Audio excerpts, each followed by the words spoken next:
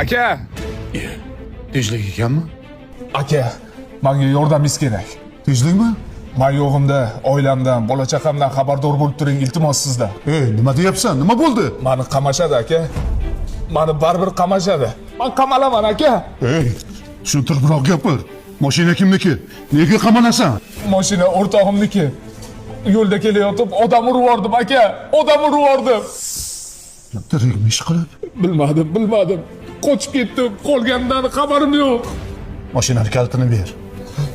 Yo'lini topasiz aka. Hammasini o'z bo'ynimga olaman.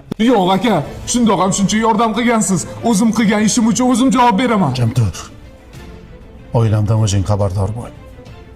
Sen endi ish boshlading. Sen o'z ishing kerak uka. Qolganiga aralashma. Mashina senikimi? Yo'q aka, bu mashina sizniki. Tushunmadim. Ukangiz bu mashinani sizga sovg'a qilmoqchi. Nima deganing bu? Zo'r mashina ekan u. Nima qilasan akangga berib? O'zing haydab yur.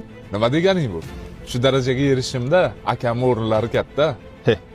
Meni ham 4 ta akam bor, birortasini mehrini ko'rmaganman. Ko'rish xohlaysan? Unutma. Har bir oilada oilani botqoqligidan olib chiqadigan inson bo'ladi. Bizda oilada sen bo'lishing kerak. Ko'rdingmi do'stim? Haqiqiy akaning mehri mana shunaqa bo'ladi. Qoyil qoldim lekin. Mashinam boray bo'lsin aka. Akam hayotimning qudrat daraxti, menchi soyasida o'sgan chinorman. Akamning borligi bu mening baxtim, uning ko'magiga doim muhtojman.